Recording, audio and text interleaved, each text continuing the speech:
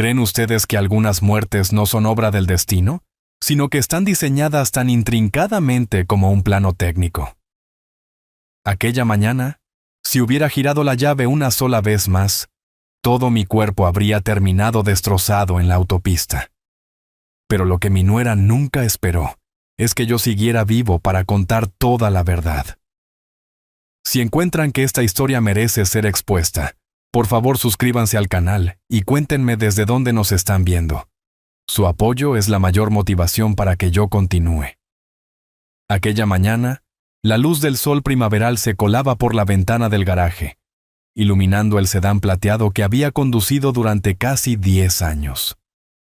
Llevaba puesto un traje negro recién planchado y me ajusté la corbata con cuidado frente al espejo retrovisor. No era una mañana cualquiera.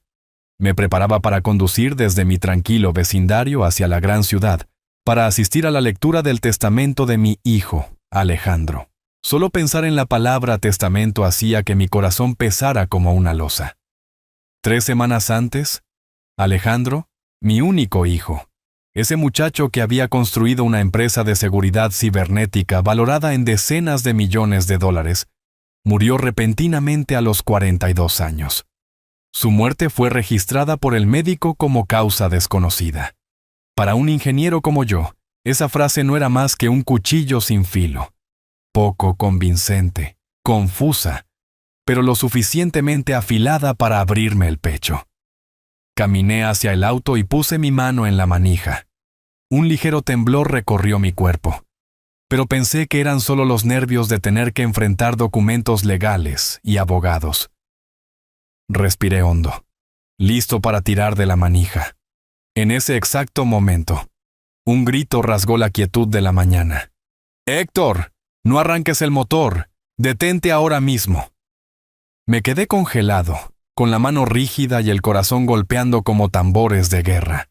Al mirar hacia atrás, vi a don Roberto, el vecino de 2 casas más abajo, un oficial de policía retirado, corriendo hacia mi portón, con los pies aún en pantuflas y la bata ondeando al viento. Tenía la cara enrojecida y los ojos desorbitados, una mezcla de miedo y determinación. Esa sola escena me dijo que esto no era una broma.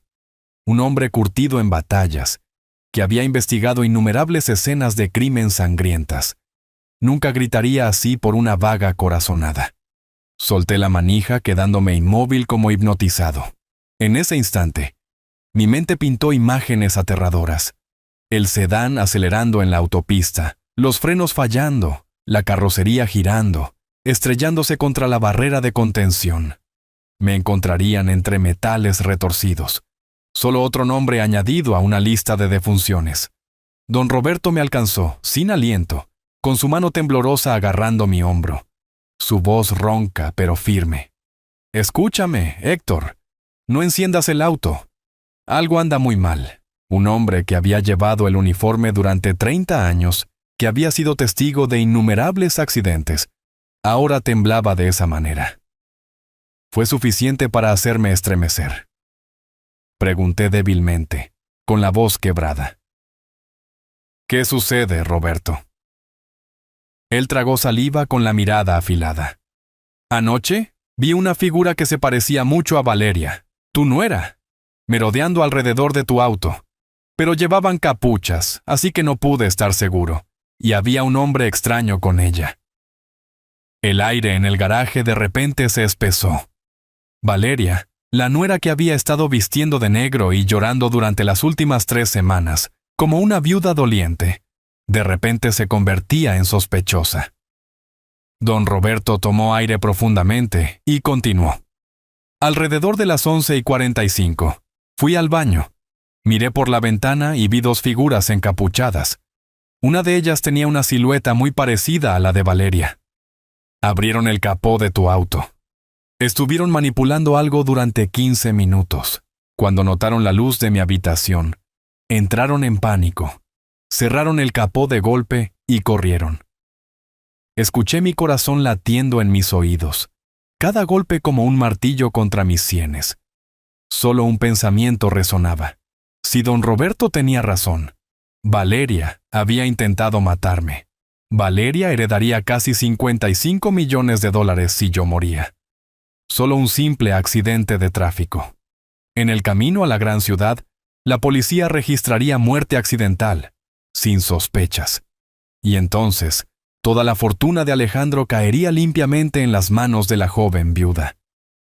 Di un paso atrás, mirando el familiar sedán con nuevos ojos.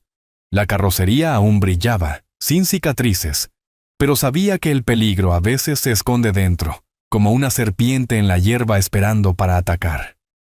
Mi vida había estado ligada a la ingeniería, y sabía que todo lo que se necesitaba era un corte en una línea de frenos, un perno aflojado, y el desastre ocurriría. ¿Y Valeria? Ella no podría haber pensado en esto sola, me estremecí. Entonces, ¿quién era el hombre con ella? ¿Un mecánico? ¿Un criminal? Don Roberto todavía apretaba mi hombro, con ojos ansiosos pero firmes. Héctor, he visto muchos accidentes que parecían aleatorios, pero que de hecho eran asesinatos. Si hubieras arrancado el motor esta mañana, podría estar dando malas noticias a la policía en este momento. Apreté la llave en mi mano. Estaba helada, pero esa frialdad me puso alerta. Asentí, susurrando. Me acabas de salvar la vida, Roberto. En el garaje silencioso, solo se escuchaban los gorriones afuera, mientras mi corazón aún se sacudía, como si tratara de escapar de mi pecho. No sabía a qué me enfrentaría ese día, pero una cosa estaba clara. Si realmente era Valeria, ella había cruzado una línea de la cual no había retorno. Y el hombre que había tocado ese auto, él era la clave para exponer la verdad. Después de calmarme, invité a don Roberto a pasar. Nos sentamos a la mesa de la cocina, con el leve olor a café recién hecho, y la luz del sol entrando a través de las cortinas. Él todavía estaba recuperando el aliento, pero sus ojos mostraban resolución. Le serví un vaso de agua. Mi mente ardía. Las preguntas golpeaban. ¿Estaba Valeria realmente involucrada? ¿Quién era ese hombre? Y lo más importante, ¿qué habían hecho en esos 15 minutos bajo el capó? Don Roberto explicó lentamente. Desde su jubilación, había luchado contra el insomnio, a menudo despierto a medianoche, parado junto a la ventana mirando la calle. La noche anterior, cerca de la medianoche, vio una vieja camioneta azul estacionada a unas casas de distancia. La luz de la calle reveló dos figuras, ambas vestidas de oscuro, encapuchadas. Una de ellas con una forma y el cabello atado apresuradamente que le recordaba a Valeria. El otro parecía corpulento, vistiendo una chaqueta de cuero desgastada. Se movían rápidamente hacia mi garaje, sigilosos como ladrones. Lo reconocí de inmediato, dijo don Roberto. El olor de gente a punto de cometer un crimen. Con 30 años como policía, estaba demasiado familiarizado con los andares encorvados y los gestos cautelosos de los criminales. La figura que se parecía a Valeria vigilaba, mientras el hombre se agachaba, trabajando con un juego de herramientas que llevaba. Desde la ventana de su piso de arriba, don Roberto pudo ver el brillo metálico bajo la luz de la calle. De vez en cuando, la figura parecida a Valeria miraba alrededor, con los ojos parpadeando nerviosamente. Mi espalda se heló ante la imagen. Si realmente era Valeria, entonces la imagen de una joven viuda, 3 semanas después de la muerte de su esposo, colándose en el garaje de su suegro a medianoche con un hombre extraño, era aterradora. Todo lo que ella había mostrado a los demás, la esposa doliente, la nuera respetuosa, se derrumbó en mi mente. Don Roberto agregó que cuando encendió la luz de su habitación, el resplandor los asustó. La mujer le hizo una señal al hombre, cerró el capó de golpe y ambos corrieron hacia la camioneta. El hombre tomó el asiento del conductor y la mujer saltó al asiento del pasajero. La camioneta aceleró, dejando humo y una sospecha más espesa que la noche. Me quedé sentado, congelado, escuchando cada palabra. La escena que don Roberto describió no dejaba lugar a la coincidencia. Una mujer normal nunca se colaría en el garaje de su suegro a medianoche, y ciertamente no con un hombre de aspecto rudo llevando herramientas profesionales. Tamborileé mis dedos ligeramente sobre la mesa de madera, tratando de contener la furia que hervía dentro de mí. Si don Roberto no lo hubiera presenciado, si no me hubiera advertido, podría haberme sentado en ese auto esta mañana, conducido hacia la autopista y terminado mi vida en un accidente montado. He visto muchos asesinatos disfrazados de accidentes, dijo don Roberto bajando la voz. Y la mayoría de las veces, la persona detrás de esto es de la familia. Los extraños rara vez tienen motivos tan fuertes. Don Héctor, creo que esa sombra era su nuera, y el hombre con ella. Él era sin duda su cómplice. Apreté el vaso de agua. Mi mano temblaba. Cada célula de mi cuerpo gritaba imperdonable. Pero junto con la rabia, la lógica de ingeniero en mí comenzó a calcular. Si Valeria realmente quería eliminarme, este plan no podría haberse concebido en una sola noche. Tenía que estar preparado, calculado paso a paso. Y ese hombre, alguien con suficiente conocimiento para manipular el auto, era la clave. Recordé las veces que me encontré con Valeria después de la muerte de Alejandro. Ella vestía de negro, con lágrimas corriendo ante todos, pero en sus ojos fugaces había algo frío, calculador. A veces me decía a mí mismo que era solo el prejuicio de un padre estricto hacia su nuera, pero ahora todo encajaba perfectamente en un cuadro oscuro. Don Roberto me miró con voz firme. Necesitas llamar a un mecánico profesional de inmediato. Y mejor, fotografía todo, registra la evidencia. Si no me equivoco, esto es un complot cuidadosamente montado. Necesitamos probarlo. Asentí, sintiendo un escalofrío recorrer mi espalda. Ante mí ya no había una lectura de testamento ordinaria, sino una lucha por la supervivencia. Alejandro se había ido, pero yo todavía estaba aquí, y no dejaría convertirme en la próxima víctima. Apreté el puño, una voz interior resonando. Valeria. Si realmente eres tú, entonces has ido demasiado lejos, y desde este momento comenzaré a exponer toda la verdad. Después de que don Roberto se fue, permanecí en silencio en el garaje durante mucho tiempo. El sedán plateado yacía inmóvil bajo la luz tenue, convirtiéndose de repente en un cómplice silencioso en un complot de asesinato. Lo miré, sintiendo como si estuviera mirando un arma amartillada y lista, esperando que tocara el gatillo. Saqué mi teléfono y marqué el número de un viejo amigo, Javier. Nos conocíamos desde que trabajábamos en la fábrica de motores de aviones. Javier abrió más tarde su propio taller, convirtiéndose en uno de los raros mecánicos certificados con maestría en la ciudad. Creía que si alguien podía encontrar rastros irregulares, era Javier. Respondió de inmediato, su voz cálida pero cautelosa en la línea. Héctor, no me has llamado tan temprano en años. ¿Qué está pasando? Traté de mantener la calma. Javier, te necesito ahora mismo. Sospecho que mi auto ha sido saboteado. Es muy grave. Al otro lado, un breve silencio. Luego Javier respondió cortante. No toques el auto. Estaré allí en 15 minutos. El tiempo de espera se estiró como un siglo. Caminé alrededor del sedán, estudiando cada línea familiar de metal. Recordé todas las veces que le había cambiado el aceite, reemplazado los filtros de aire yo mismo, y estaba orgulloso de su durabilidad. Pero esta mañana, toda esa confianza se había convertido en una trampa mortal. De repente sentí que mi propio garaje se volvía ajeno, frío como un laboratorio donde se estaba diseñando la muerte.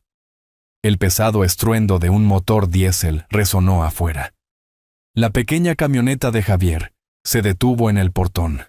Entró cargando su pesada caja de herramientas, moviéndose con decisión como un cirujano entrando a una operación. Cuéntamelo todo, dijo, abriendo sus herramientas. Le relaté el relato de don Roberto. Los ojos de Javier se oscurecieron. Muy bien, empecemos. Montó un elevador móvil, levantando la parte delantera del auto. El haz de una linterna de alta potencia barrió a lo largo del chasis, iluminando cada tubo, cada junta. Yo estaba cerca, con el corazón latiendo con fuerza. Javier silbó suavemente. Luego habló en voz baja. Compadre, No me gusta lo que estoy viendo. Señaló una sección de la línea de frenos donde corría un corte fino y afilado, como si hubiera sido hecho por una cuchilla industrial. Esto no es desgaste natural. Ha sido cortado con precisión. Si hubieras conducido otras 10 millas, la presión del líquido de frenos habría bajado y el pedal habría golpeado el piso sin resistencia. En la autopista, a 70 millas por hora, no habrías tenido ninguna oportunidad. Se me cerró la garganta. La imagen del auto girando fuera de control, estrellándose contra la barrera, inundó mi mente. Tomé una respiración profunda y pregunté, ¿estás seguro, Javier? Él asintió con firmeza. He trabajado 20 años en este campo. El desgaste natural deja bordes ásperos e irregulares. Esto es suave, como cuchillo en mantequilla. Solo herramientas especializadas podrían hacer esto. Pasó al varillaje de dirección. Los pernos habían sido aflojados con precisión. ¿Ves esto? Todavía no se ha soltado, pero cuanto más conduces, más se afloja. Cuando tomes una curva cerrada, el sistema fallará. El auto podría volcar. Esto no es un accidente. Fue preparado para causar un choque después de cierta distancia, un diseño para el asesinato. Me agarré al borde del banco de trabajo para no colapsar. La verdad quedó al descubierto. Había escapado de la muerte por un pelo, solo porque don Roberto se despertó por casualidad.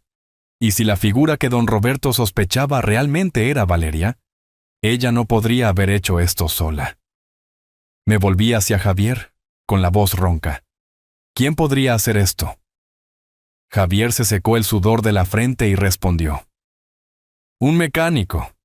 Alguien que conoce los sistemas de frenos y dirección lo suficientemente bien como para cortar y aflojar sin detección inmediata.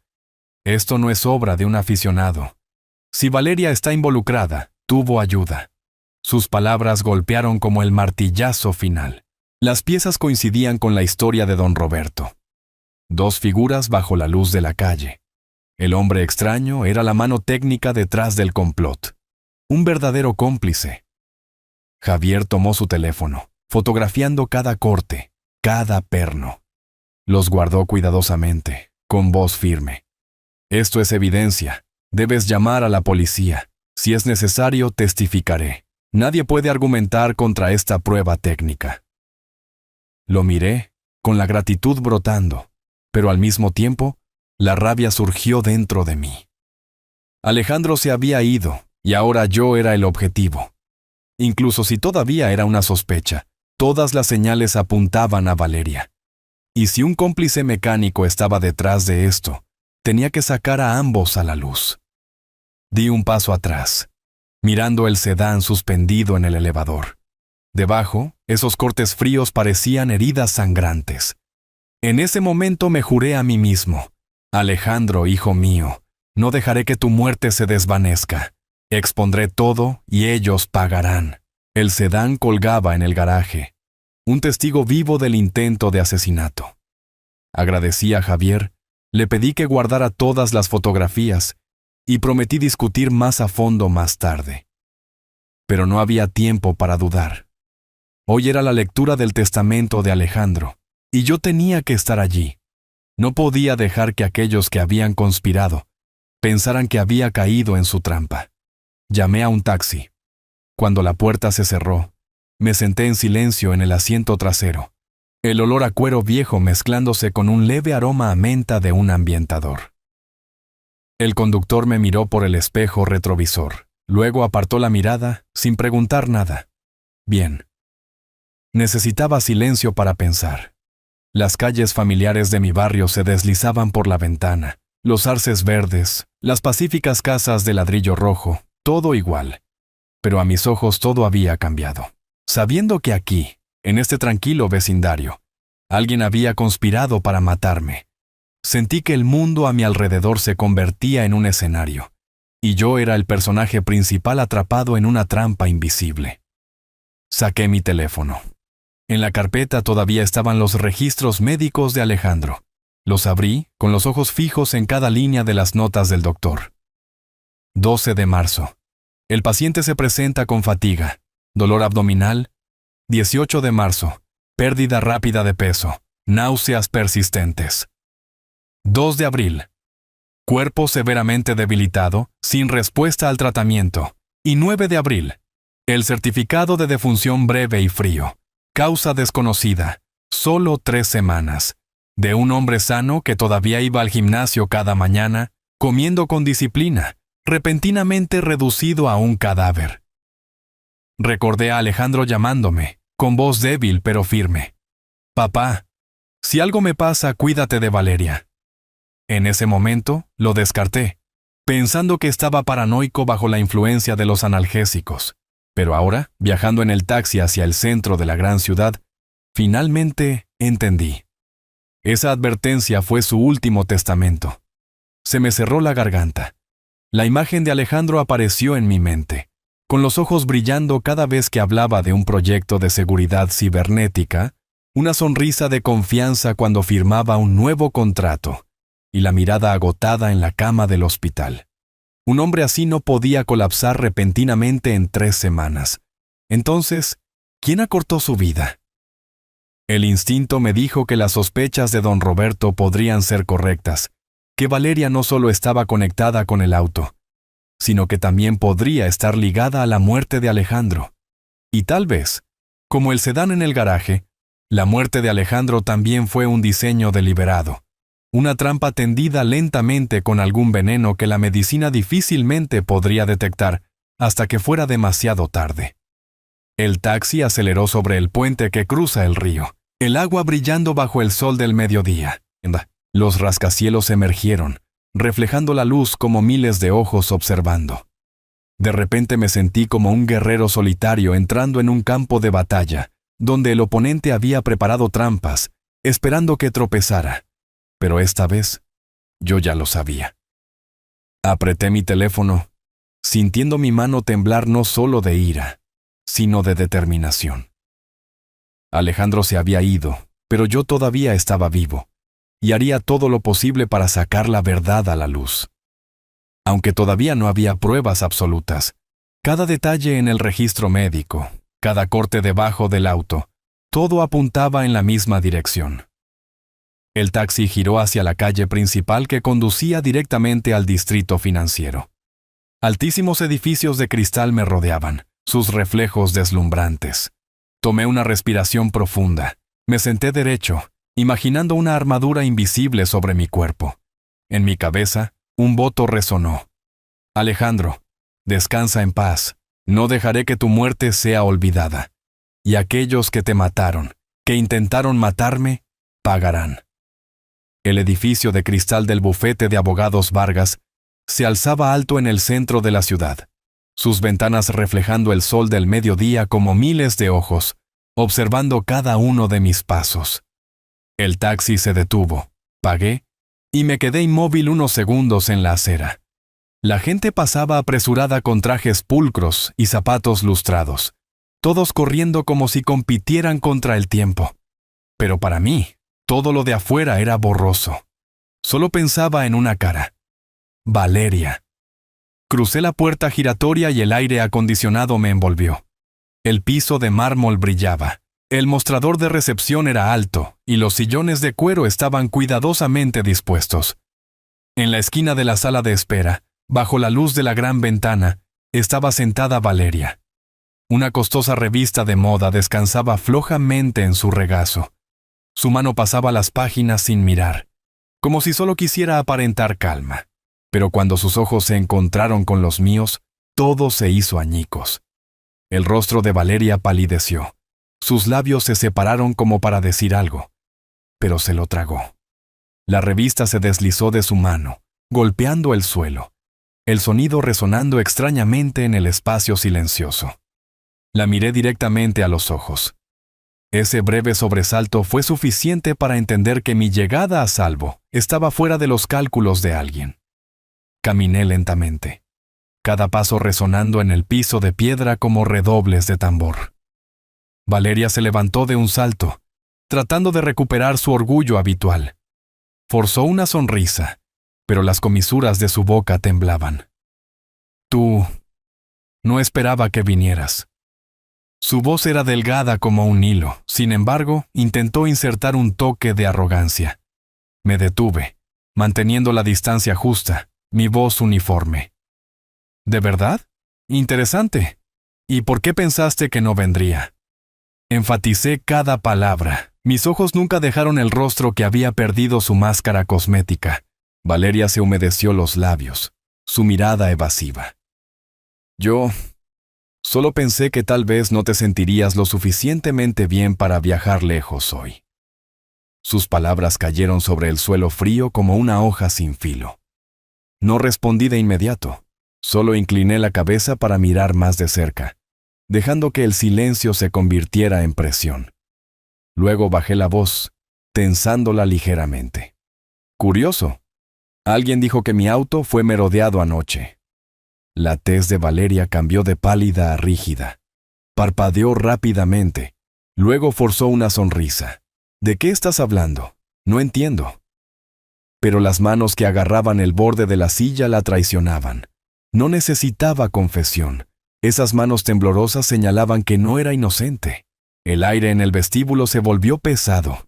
Algunos abogados jóvenes pasaron, miraron y luego apartaron la vista rápidamente.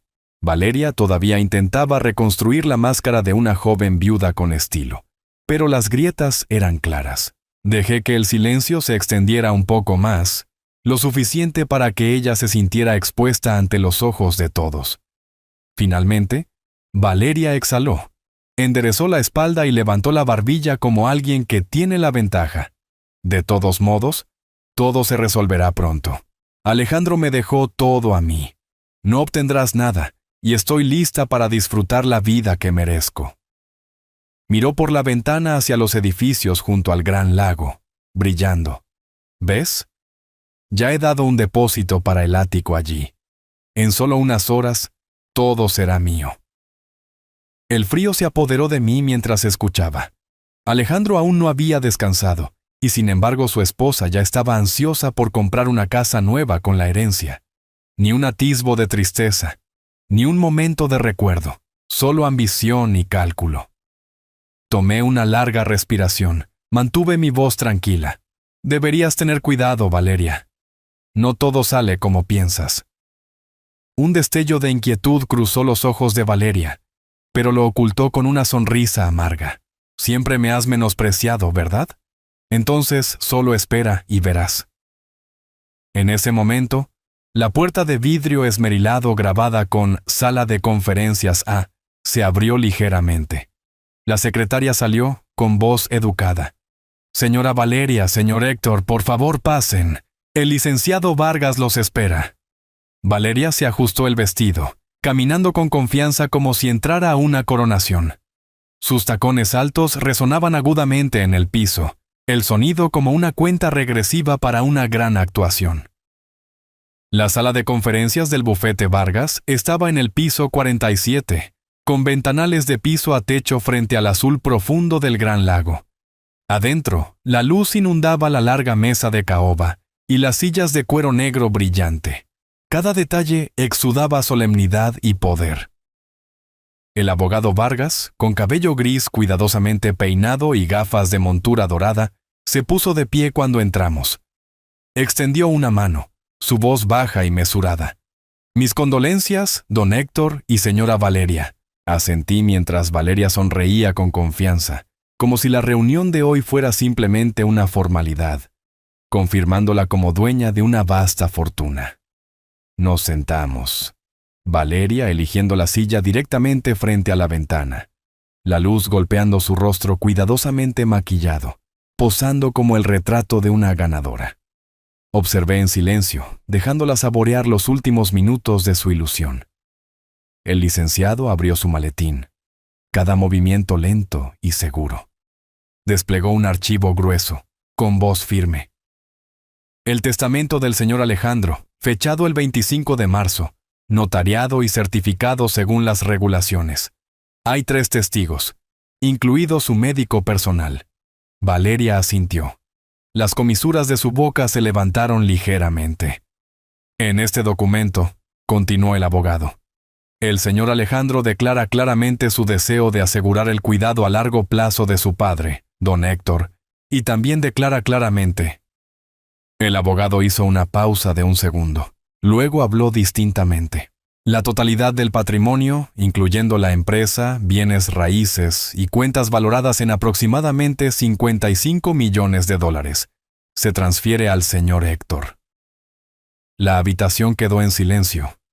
Escuché el reloj de pared haciendo tic-tac y la respiración acelerada de Valeria. Sus ojos se abrieron de par en par, su rostro se puso blanco, como si la hubieran abofeteado. ¿Qué? Su voz era solo un susurro estrangulado. El licenciado Vargas permaneció compuesto, sacando un sobre sellado y entregándomelo. Adicionalmente, el señor Alejandro dejó una carta manuscrita para su padre. Mi mano tembló al tomarla, la letra familiar clara ante mis ojos. Papá, sé que Valeria no es sincera. Si no lo logro, protege los bienes y el honor de nuestra familia. Creo que habrá planes a nuestras espaldas. No le des la oportunidad de manipular. Confío en ti. Mis ojos se nublaron, pero dentro de mí se encendió un nuevo fuego. Alejandro, incluso sabiendo que moría, todavía pensaba en proteger a su padre. Había visto a través de la ambición mucho antes, y hoy este testamento era el golpe fatal para la traidora. Valeria se levantó de golpe, su silla chocando hacia atrás contra el piso de piedra con un fuerte estruendo. «No, esto es una falsificación. Yo soy la esposa legal, por ley. Todo me pertenece», gritó, su voz chillona resonando en la elegante habitación. El abogado Vargas permaneció tranquilo, ajustándose las gafas. «Señora, su esposo tenía plena autoridad para hacer un testamento y transferir su patrimonio. Este es un documento legal con una cláusula de no impugnación. Si insiste en desafiarlo, perderá incluso la parte mínima que dicta la ley». Por desgracia, Valeria se puso pálida. Sus labios temblaban, pero sus ojos aún ardían de furia. «Voy a demandar. Tengo abogados. No te llevarás ni un solo centavo, Héctor», espetó, su voz goteando odio. La miré directamente a la cara. Despojada de su poder, ahora solo desesperación y rencor. Respondí con mi tono como el acero. «Alejandro se preparó para este día. Pensaste que controlabas todo, pero la verdad es que nunca tuviste nada en absoluto». En ese momento, Valeria se tambaleó, agarrándose a la mesa para no colapsar. Toda la habitación quedó en silencio. Solo quedaba el latido de mi corazón, mezclado con una fría satisfacción. Todo lo que había soñado, el ático junto al lago, las fiestas lujosas, la tarjeta de crédito ilimitada, se disolvió en humo con una sola frase. Después de la lectura del testamento, pensé que había terminado. Valeria chilló y maldijo, pero la verdad estaba clara. Todo el patrimonio era mío. Salí del edificio con la carta manuscrita de Alejandro en mi bolsillo, mi corazón pesado por el dolor de mi hijo, pero más ligero, sabiendo que el engaño finalmente había sido desenmascarado. Pero había subestimado a Valeria, gravemente. Solo 2 días después, su rostro apareció en la portada de un famoso tabloide de la ciudad. El titular gritaba en rojo: «Padre codicioso roba herencia, abandona a su nieta». Debajo había una foto de Valeria con un vestido negro, ojos rojos, aferrando una foto enmarcada de Alejandro. Detrás de ella, habían colocado deliberadamente una foto mía saliendo de la oficina legal, luciendo frío y severo, como si acabara de robarle todo a una viuda doliente. Y no fue solo la prensa. En las redes sociales, enjambres de cuentas falsas difundían la misma narrativa.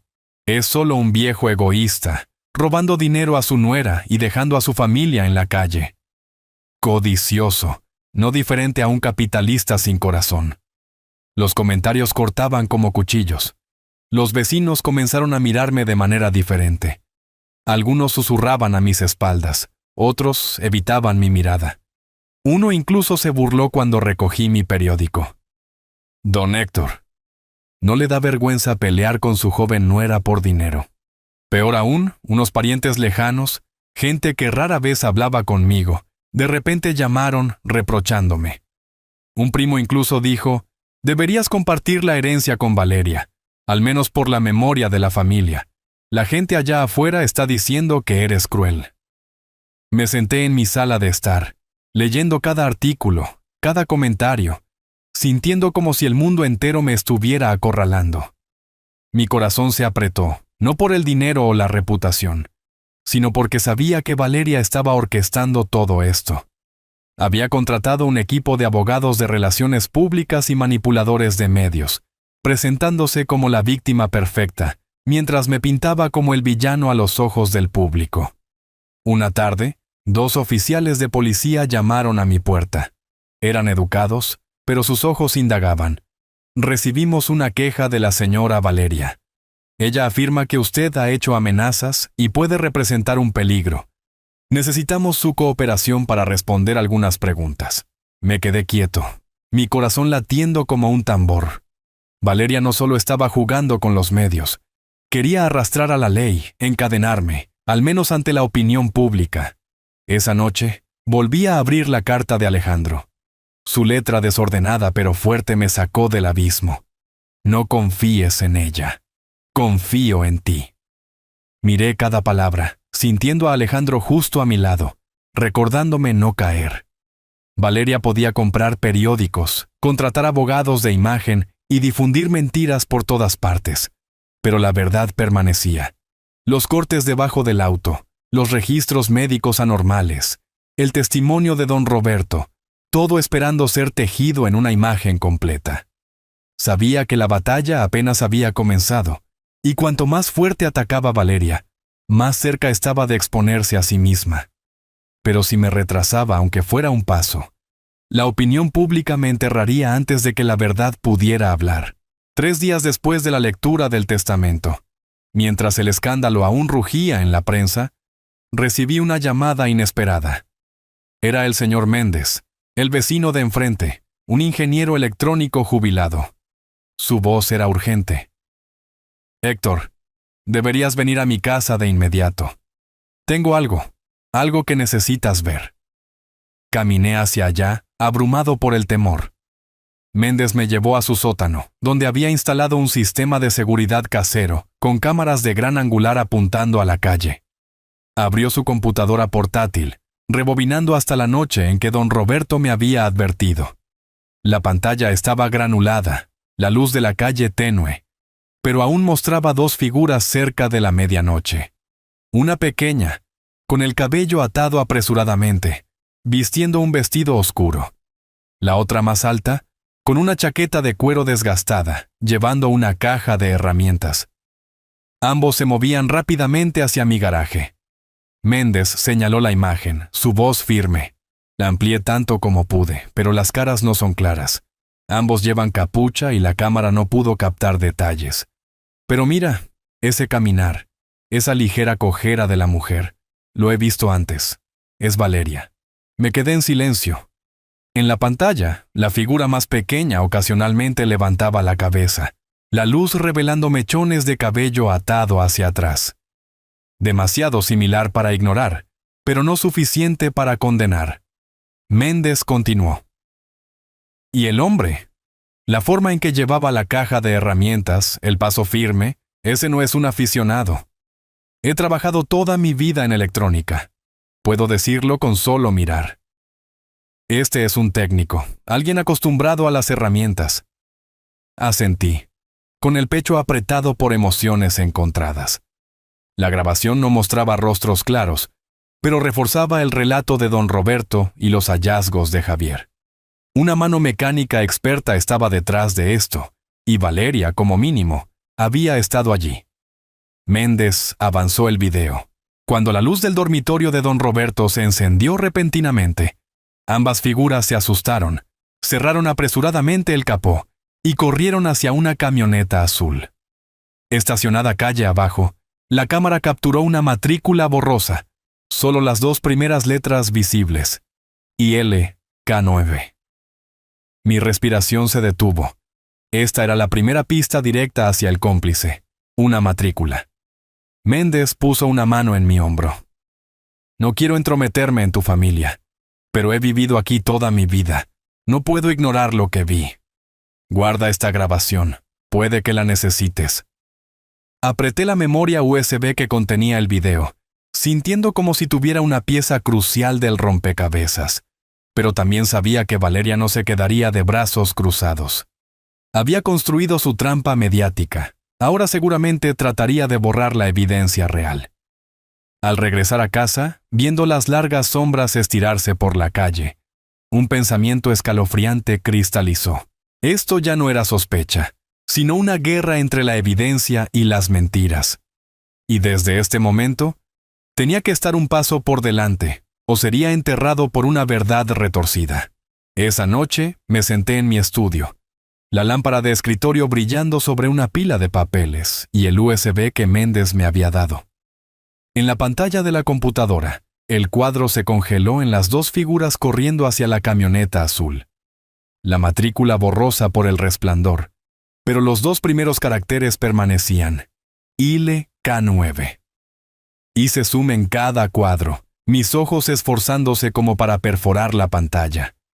Los dígitos finales no estaban claros, pero afortunadamente todavía tenía amigos en la fuerza policial. Marqué a la teniente Elena, una antigua colega de don Roberto, ahora a cargo de la oficina de registro vehicular. Elena respondió, su voz firme pero familiar. «Héctor, hace mucho tiempo que no llamas. ¿Qué sucede?» Bajé la voz. «Elena, necesito buscar la matrícula de una camioneta, placa local, comenzando con K9. No estoy seguro de la secuencia completa, pero hay imágenes de cámara. ¿Puedes ayudarme?» Al otro lado, Elena guardó silencio unos segundos. Luego suspiró suavemente. «Sabes que no puedo revelar cosas casualmente, pero si envías las imágenes, las revisaré a título personal. Solo por esta vez». Envié apresuradamente el video recortado. En menos de una hora, Elena devolvió la llamada. «Héctor, no pude encontrar una coincidencia exacta, pero hay una placa que coincide con el comienzo. ILK 9D724. El propietario es Bruno, 38 años. Tiene antecedentes menores por alteración del orden público. Actualmente vive en los suburbios. Trabaja como mecánico móvil. Ten cuidado. Este tipo no es sencillo». El nombre Bruno me golpeó como un martillo. Un mecánico con antecedentes, viviendo a solo unas millas de distancia. Todo coincidía con la evaluación de Javier. Anoté la dirección, un escalofrío recorrió mi espalda. Al día siguiente, conduje hacia allá. La calle donde vivía Bruno era desolada, bordeada de garajes en mal estado, pintura descascarada y puertas de acero oxidadas. Me detuve a cierta distancia de su lugar y observé. Enfrente había una polvorienta camioneta azul. La placa era exactamente la secuencia que Elena me había dado. Mi corazón latía con fuerza. Mis manos apretaban el volante con fuerza. La puerta del garaje estaba entreabierta. Vi a un hombre corpulento con una camiseta manchada de grasa, inclinado soldando un marco de metal. Su postura era firme, sus manos expertas, tal como la figura borrosa en la cámara. Sin duda, este era el hombre que había tocado mi sedán. Levanté mi teléfono y tomé unas cuantas fotos rápidas. Pero cuando estaba a punto de irme, Bruno levantó la vista. Sus ojos barrieron la calle y se detuvieron un instante en mi auto. Me hundí en el asiento, con el corazón acelerado. Él miró por un largo momento, luego curvó los labios en una sonrisa fría. Me fui de inmediato, con el sudor empapando la espalda de mi camisa. Bruno claramente no era fácil de manejar. Y si estaba verdaderamente conectado con Valeria, entonces los dos estaban más preparados de lo que yo había pensado. Esa noche, llamé a don Roberto y le conté todo.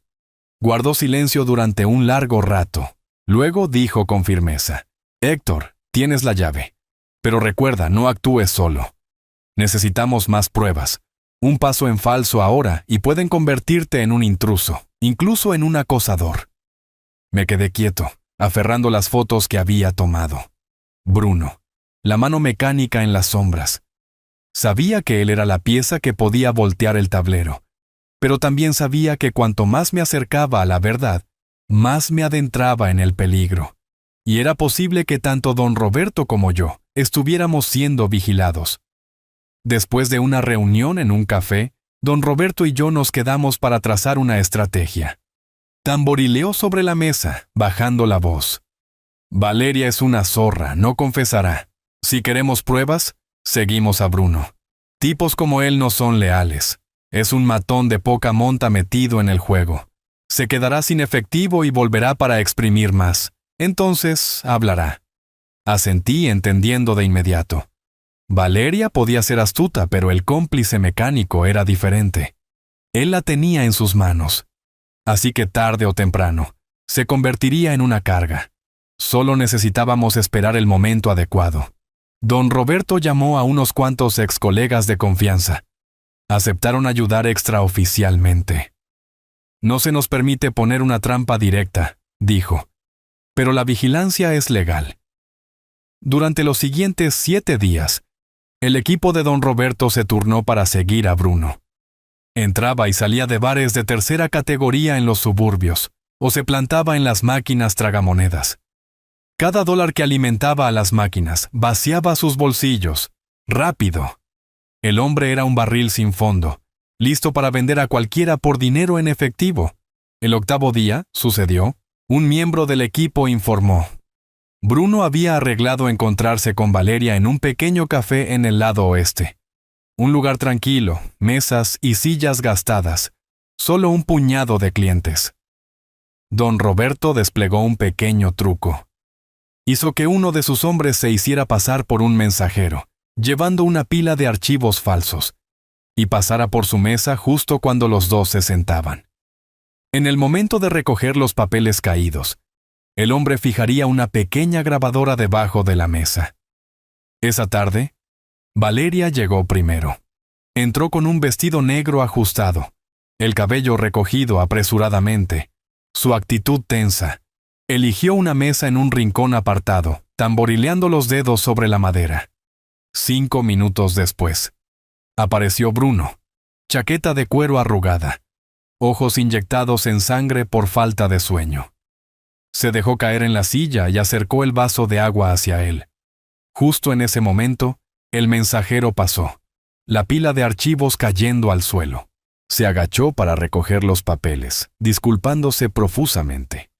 En esa posición, la grabadora quedó cuidadosamente asegurada debajo de la mesa. Valeria y Bruno no notaron nada. La conversación que siguió fue capturada en su totalidad. La voz de Bruno era ronca y amarga. Escucha, Valeria, necesito dinero. $5,000 ahora mismo. O hablo. Valeria estalló. Ya te he pagado suficiente. Esa noche solo hiciste tu parte. Cortaste los frenos, aflojaste los pernos. No te debo ni un centavo más. Bruno soltó una risa agria. ¿Crees que es tan fácil alejarse? Sé exactamente lo que hicimos en el garaje de tu suegro. Si hablo, ambos caemos. La diferencia es que yo estoy acostumbrado a la prisión. Tú no. Si no quieres ser arrastrada al barro, paga. $5,000 no es nada para una viuda a punto de tener decenas de millones. Valeria guardó silencio unos segundos. Luego susurró. ¿Me estás amenazando? Bruno se inclinó, con voz baja. No es una amenaza, es una advertencia. Debo dinero de juego. Quieren exprimirme esta semana. Si me hundo, te llevaré conmigo. Tu elección. El sonido de Valeria rechinando los dientes. Luego un fajo de billetes golpeando la mesa. Ella exhaló. Toma. $5,000. Pero esta es la última vez. Bruno recogió el dinero y se burló. No seas estúpida. Habrá una próxima vez. Ahora soy dueño de tu secreto, Valeria. ¿Recuerdas eso?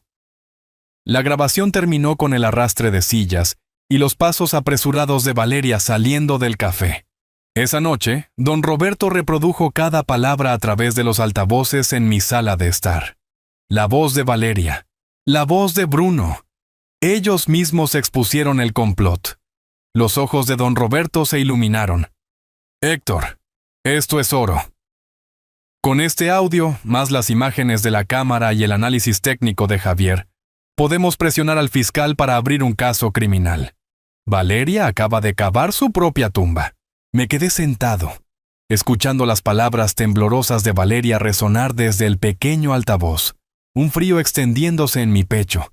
No más sospechas, no más especulaciones. La verdad ahora estaba grabada en cada sílaba, cada sonido. Y sabía que el día del juicio estaba cerca.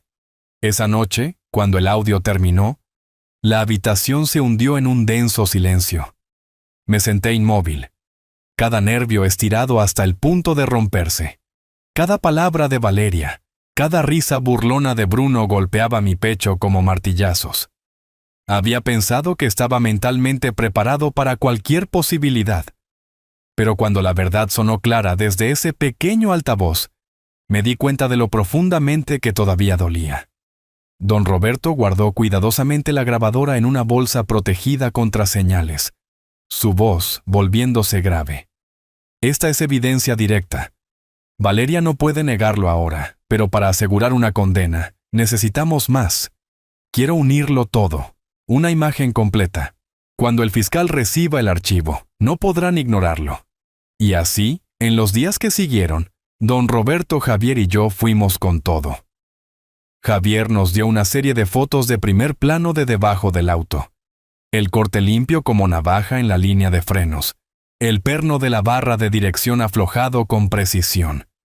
También preparó un informe técnico de 10 páginas, comparándolo con choques montados conocidos que había investigado, concluyendo decisivamente: sabotaje deliberado. Don Roberto contactó a unos cuantos antiguos colegas en el departamento de policía. Uno de ellos sacó imágenes de la cámara de la esquina cerca de mi casa. En el clip, exactamente a las 11:47 de esa noche, una vieja camioneta azul se detuvo a unas casas de mi garaje. 2 figuras salieron. Ambas llevaban gorras de béisbol caladas y bufandas oscuras alrededor del cuello, caras ocultas.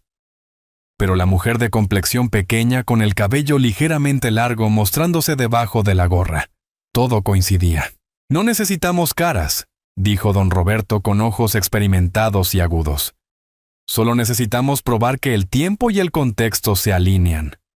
Agrega el audio y un fiscal verá la imagen completa. No necesitamos certeza absoluta. Necesitamos lo suficiente para que un jurado crea que Valeria participó». Me senté en la sala de estar. La mesa de madera cubierta con documentos, los registros médicos de Alejandro, la copia del testamento, la carta manuscrita, las fotos del chasis, el informe técnico, el video de la cámara de la calle y ahora la grabación de audio. Cada uno era un ladrillo. Apilados juntos, formaban un muro sólido, acorralando a Valeria y a Bruno. A veces me sentaba en silencio pensando en Alejandro. Solía correr por esta casa sosteniendo un avión de juguete que yo había construido. Sus sueños, sus pasos hacia la edad adulta, ahora enterrados por la codicia y la traición. Aferré la carta manuscrita de mi hijo y susurré: «Descansa ahora. Yo haré el resto». Don Roberto se sentó enfrente, con la mirada severa. «Héctor, es hora de presentar esto ante la oficina del fiscal. Pero quiero un último paso. Necesitamos preparar una revelación pública, no solo para que la vea el tribunal, sino para que la sociedad vea su verdadera cara. Valeria usó los medios para humillarte. Ahora se lo devolveremos 10 veces». Lo miré y asentí lentamente. Por primera vez en semanas, un sentimiento claro surgió dentro de mí. Convicción, no una esperanza frágil, sino una creencia de hierro de que la justicia estaría conmigo. Esa noche, mientras miraba la ciudad brillando fuera de la ventana, supe que se había abierto un nuevo capítulo. Y en él, Valeria ya no sería quien moviera los hilos de la opinión pública, sino la acusada ante el estrado. 3 días después de que don Roberto presentara todo el archivo a la oficina del fiscal, recibí un sobre grueso y sellado. Adentro había una citación oficial indicando que tenía que comparecer ante el Tribunal del Condado el 28 de mayo, como testigo clave en el caso criminal contra Valeria y Bruno. Mis manos temblaban mientras sostenía ese papel. pues hacía mucho que estaba familiarizado con el silencio de las máquinas y los fríos dibujos técnicos. Pero ahora mi nombre estaba directamente en una citación, no como ingeniero, sino como testigo en un caso de intento de asesinato. Tomé una respiración profunda y traté de mantener la calma. Don Roberto puso una mano en mi hombro y dijo con firmeza: «Este es un punto de inflexión, Héctor. De ahora en adelante, ya no es una batalla subterránea. Valeria usó la opinión pública para mancharte y convertirte en un hombre codicioso que robó a su nuera. Pero la justicia no solo tiene lugar en la sala del tribunal. La opinión pública también necesita ver su verdadera cara». Javier asintió, agregando: «No estás solo. Estaremos en la corte contigo. La evidencia no solo es fuerte técnicamente, sino lo suficientemente poderosa para mover al jurado y a la gente allá afuera». Don Roberto fue más allá, contactando a un veterano periodista de investigación del periódico local, que acordó seguir el juicio desde el principio y estaba listo para escribir la historia con veracidad, una vez que se publicaran los registros. Don Roberto dijo: «Valeria quería convertirte en un demonio ante los ojos del público, pero entonces los medios mismos serán el espejo que exponga su máscara». Durante los días de espera para que abriera el tribunal, viví en un estado extraño. De día, leía cuidadosamente cada página del archivo y ensayaba preguntas y respuestas con don Roberto como en un simulacro de interrogatorio. Y de noche me sentaba junto a la ventana, mirando la ciudad ardiendo bajo mí, con el corazón ansioso y a la vez impaciente. Una mañana, cuando salí a buscar el periódico, escuché a dos vecinos susurrar: «Escuché que viene el juicio. Tal vez don Héctor no sea tan codicioso como dicen los tabloides». Y me congelé. Luego me di la vuelta silenciosamente, dándome cuenta de que don Roberto tenía razón. La opinión pública estaba comenzando a agrietarse, y cuando la verdad se revelara públicamente, el nombre de Valeria se convertiría en una mancha imborrable.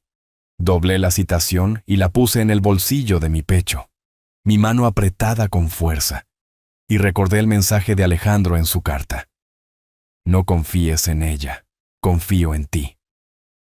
Y ahora el momento estaba cerca. Este juicio no era solo justicia para mí, sino justicia para mi hijo. El 28 de mayo, bajo un cielo pesado con nubes grises, entré al Palacio de Justicia, manteniendo la carta de Alejandro en mi bolsillo. Cada paso se sentía como si pesara docenas de libras. Sin embargo, sabía que hoy sería el día en que se nombraría a la justicia. Valeria llegó después de mí en un vestido negro ajustado, con el cabello pulcramente recogido, maquillaje impecable, sonriendo suavemente a la prensa y jugando a ser la viuda desafortunada una vez más, mientras Bruno venía al lado, escoltado de cerca por la policía, todavía fanfarroneando, con los ojos inyectados en sangre por la falta de sueño. La sala del tribunal estaba llena. El fiscal abrió: «Damas y caballeros del jurado, hoy probaremos que Valeria no solo conspiró para apoderarse de los bienes, sino que también conspiró con Bruno para asesinar a su suegro saboteando su vehículo. Este fue un plan deliberado para matar». Inmediatamente, el abogado defensor de Valeria se puso de pie. «Objeción. Estos cargos se basan completamente en evidencia circunstancial. Las caras no son claras en la cámara. La grabación de audio podría estar editada, y mi cliente es simplemente una víctima de extorsión». El juez asintió. «Objeción anotada, pero escucharemos toda la evidencia». Primero vino el video de vigilancia, la pantalla grande mostrando dos figuras de una vieja camioneta acercándose a mi garaje a medianoche, y la defensa agitó la mano. «Venen. Las caras están completamente ocultas. Este podría ser cualquiera. No pueden culpar a la señora Valeria por esto». El fiscal sonrió. «Por favor, esperen a la siguiente parte». La segunda evidencia fue el informe técnico de Javier, y él testificó con voz clara: «He trabajado 20 años en este campo. El corte en la línea de frenos es extremadamente afilado, solo posible con una cuchilla industrial. Los pernos de la barra de dirección fueron aflojados lo suficiente para no soltarse inmediatamente, sino para fallar después de unas millas. Esto no fue un accidente, esto fue un diseño para matar». La defensa saltó. ¿Está seguro de que esto no es desgaste natural? Usted está especulando. Y Javier levantó fotos grandes. El desgaste crea bordes ásperos e irregulares. Esto es suave como cortar mantequilla. Juro ante el tribunal que esto fue sabotaje deliberado. Tercero, vinieron los registros financieros. El fiscal mostrando estados de cuenta bancarios, probando que $10,000 fueron transferidos de la cuenta de Valeria a la de Bruno, exactamente 3 días antes de que el auto fuera saboteado, junto con imágenes de cajero automático de Bruno retirando la cantidad total, y la sala del tribunal zumbó. Cuarto fue la grabación de audio, el sonido llenando la sala. Valeria, esa noche solo hiciste tu parte. Cortaste los frenos, aflojaste los pernos, no te debo ni un centavo más. Y Bruno, tengo tu secreto en mi mano ahora, Valeria. Valeria saltó y gritó. Eso fue una trampa. Pagué solo porque me amenazó. Yo también soy una víctima. Y Bruno se burló. Deja de fingir. Tú me contrataste. La sala del tribunal se volvió ruidosa. Valeria se dio la vuelta y gritó. «Bastardo, si no hubieras exigido más, yo no habría...» La frase se apagó, pero fue suficiente para que el jurado captara la verdad. Finalmente, el fiscal presentó la carta manuscrita de Alejandro, leyendo en voz alta. «Papá, sé que Valeria no es sincera. Si no lo logro, por favor protege los bienes y el honor de nuestra familia. No confíes en ella. Confío en ti». La sala quedó en silencio. La defensa trató de salvar la situación. Esta carta podría ser falsificada. ¿Quién puede probar que es real? Y el fiscal concluyó. Los $10,000 en el estado de cuenta fueron el pago inicial retirado en un cajero automático el 10 de abril.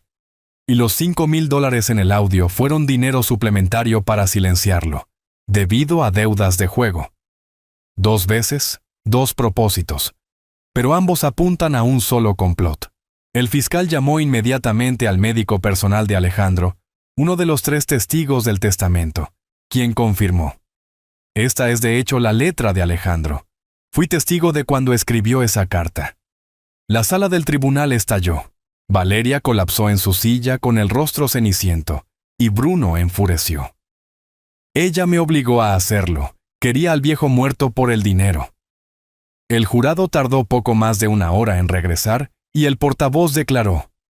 Encontramos a la acusada, Valeria, culpable de conspiración de primer grado para cometer asesinato y sabotaje de vehículo, y al acusado, Bruno, culpable de complicidad en sabotaje, extorsión e intimidación de testigos. El juez golpeó el mazo, con voz dura como el acero. Después de considerar la gravedad, el tribunal sentencia a Valeria a 25 años de prisión, sin libertad condicional antes de 20 años, y a Bruno a 18 años de prisión, sin libertad condicional antes de 15 años. Se levanta la sesión. Valeria gimió, con el maquillaje corrido. Ya no era la viuda majestuosa, mientras Bruno, esposado, era arrastrado fuera, todavía maldiciendo. Afuera, los reporteros se aglomeraron y los flashes estallaron, y alguien preguntó. «Don Héctor, ¿tiene algo que decir después de todo esto?» Apreté la carta de Alejandro y miré directamente a la lente. Solo una cosa. La verdad puede ser enterrada, pero al final, siempre gana. El viento frío del gran lago barrió los escalones del tribunal, alejando las nubes grises. Y supe que en algún lugar, Alejandro estaba sonriendo. La justicia finalmente había sido nombrada. Valeria pagó por su codicia. Bruno fue castigado por su traición. Y en cuanto a mí, simplemente cumplí mi promesa a mi hijo, de proteger el honor y la verdad. Si creen que la verdad siempre gana, dejen un comentario para compartir sus pensamientos. Y no olviden suscribirse para no perderse las próximas historias. Cada poco de su apoyo es la fuerza para que yo continúe contando las cosas que mucha gente quiere ocultar.